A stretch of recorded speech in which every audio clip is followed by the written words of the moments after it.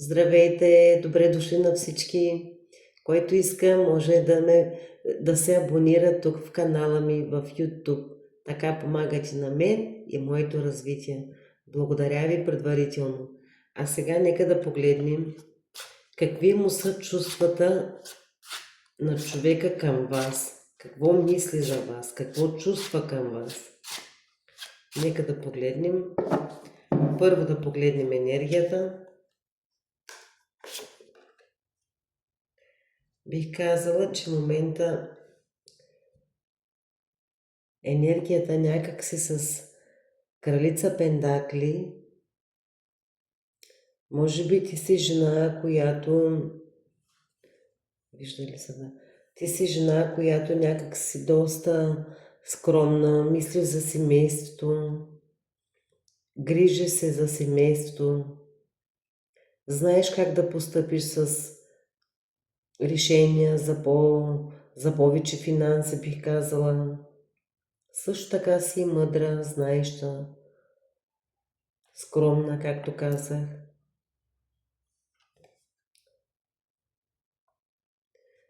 Ами на човека мислите и чувствата към вас, бих казала, че той някак си тук мисли за вас. Чувствата му към вас, някак си той мисли за вас, няма спокойствие. Бих казала също така, че той има и моменти недоспан, може би и кошмари. Нека да погледнем още малко. Да, може би тук става въпрос за човека, какво мисли, какво чувства към вас. Може би нещо, ако е приключила тази връзка, тези взаимоотношения. Нека да погледнем още малко. Да.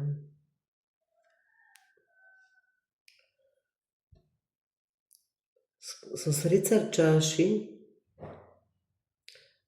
този човек, бих казала аз, че на моменти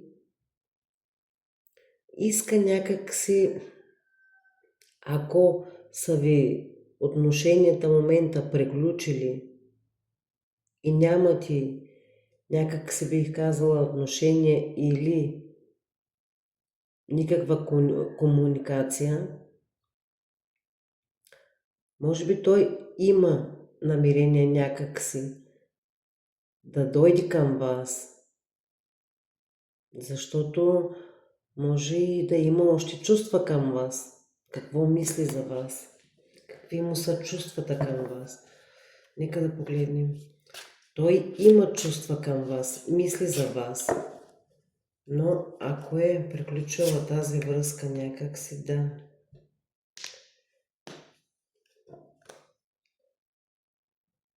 С осмица чаши тук бих казала, че може би и човека да се е тръгнал от тази ситуация, може и вие. Но някак си той още мисли за вас, бих казала. Има чувства, но не знам защо. Нека да погледнем. Да, излезна големия аркан Слънцето. Да, този човек има чувства към вас, иска да е с вас. Може би намеренията му някак си са в момента сериозни, бих казала, светлина има.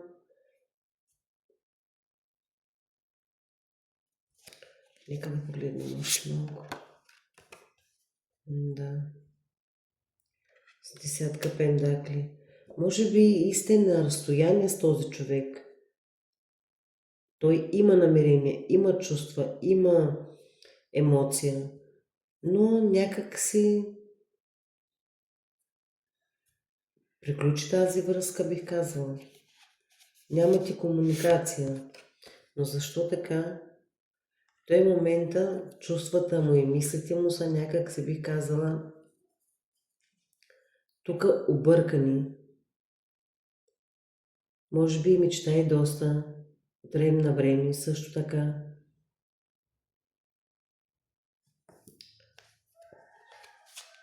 Нека да погледнем още малко. Да.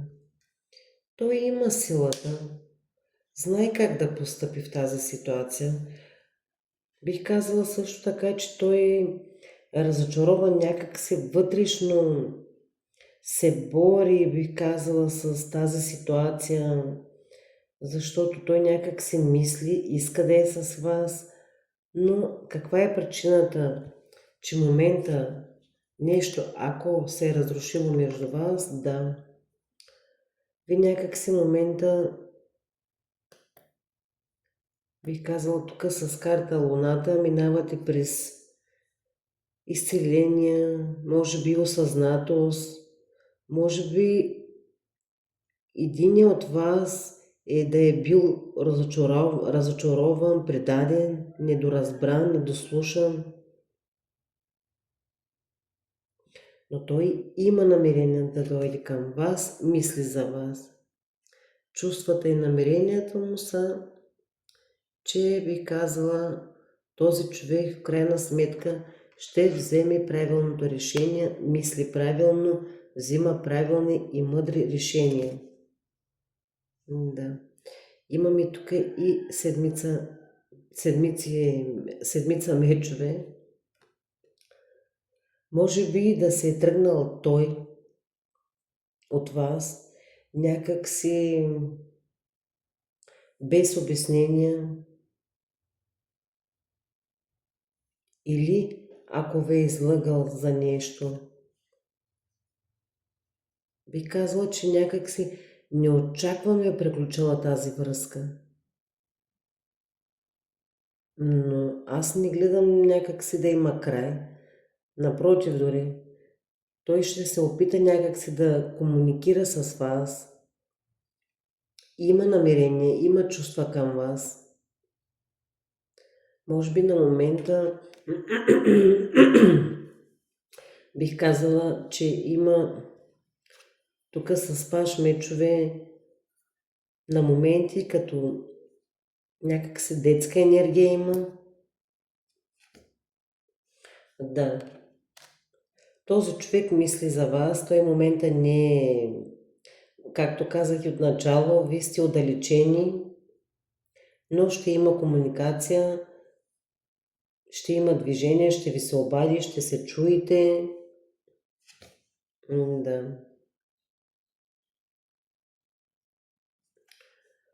Може би и да ви е излъгал за нещо някакси. И той, ако е спряла комуникацията, бих казала, от негова страна, той в момента някакси е в притеснение, неспокойствие, може би.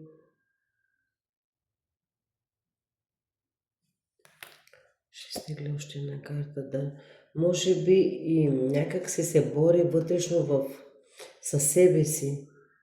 Понякога се задава въпроса как направих така, защо постъпих така. Да. Той на моменти не е сигурен. Иска да дойде, иска да направи крачка, да ви се обади, да ви чуи, да те види, но някак си го спира нещо.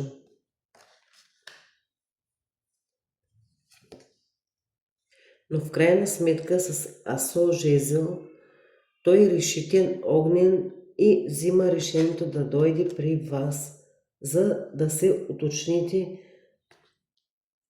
отблизко, някак си те ми идва отвътре. Защото чувствата ги има, желанието го има. Бих казал, че тази връзка приключи някак си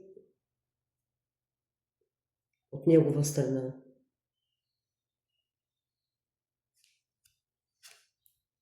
Да. Ще има обаждане от него, да. С паш чаши, да. Да, може би тук с четворка чаши бих казала също така, че той и преди така е постъпвал по този начин. Но сега някак си на моменти се осамотява, Задава си въпроса защо, как. Бих казала, съжалява за тази ситуация. Да. Той вас ви има някакси като кралица чаши, доста знаеща, можеща, някакси по-грижовна, по-мъдра, по-скромна. Може би на моменти и зато и така постъпва. Нека да погледнем още малко. Да. Да. Той мисли за вас, иска да ви се обади, да ви види, да ви чуе, да, казва го той вече, да. Нека малко да видим още малко.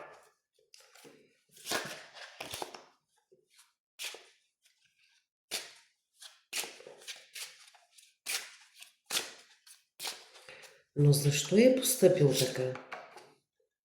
Сигурно с тук двойка жезъл, сигурно имаше ситуация, която той трябваше да избере за по-добро бъдеще, бих казала, за работа,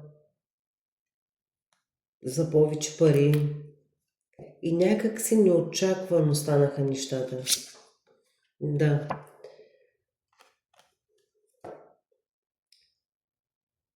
Тук имаме тройка пентакли. Той има чувства, както казах, има намерения. Да, светът. Имаме аркан светът. Може би на моменти някакси бих казала и кармична. Вашата връзка може би да е била и кармична, но някакси ще има движение за ново начало, движение. Този човек има чувства, ще се изяви, ще обясни ситуацията, за какво и как и защо е постъпил така. Да. Да. Той може би по работа. За работа, за по-добро бъдеще, някак с така е постъпил, защото чувствата ги има, намерението го има.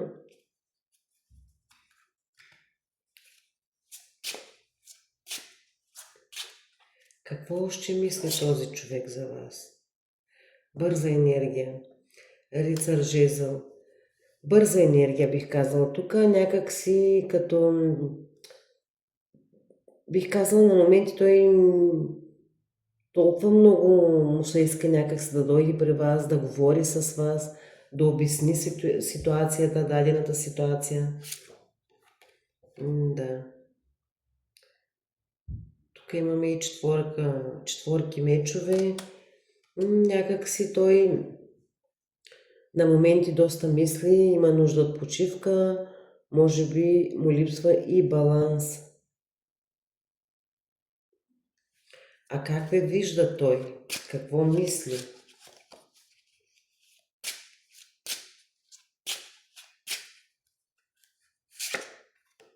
Да. Той мисли за вас, но някак си може би става тук въпрос и за дилема. В смисъл такъв да избере. Избор. Но какъв избор? Баланс. Липсва баланс. Може би между чувствата, емоциите, по-правилни мисли, решения. Да. Имаме тук императора. Той бих казала, че на момента има някакси... Той е доста мъдър. Някак се обича да командва, обича да управлява. Обича като каже нещо да му тежи думата. Той е някакси доста знаещ, можещ, силен човек, лидер човек, мъдър човек. Да, има чувства към вас. Да. Аз това, което мога да кажа, че комуникация ще имате, той ще ви се обади, мисли за вас, има намерение към вас, иска да продължи с вас, но някак си му е нужно, бих казала, баланс между чувствата, емоциите, защото аз мисля, че някакси тази ситуация, тази връзка неочаквано някакси приключи. Но бих казал също така, че той има силни намерения. Да, промяна. Може би той е осъзнал някакси грешките си, чувствата има, намерения има, минава през трансформация, промяна, става някакси по-мъдър, по-зрял бих казала някакси, взима правилните решения и иска някакси да ви види, да ви чуе и да обясни цялата ситуация.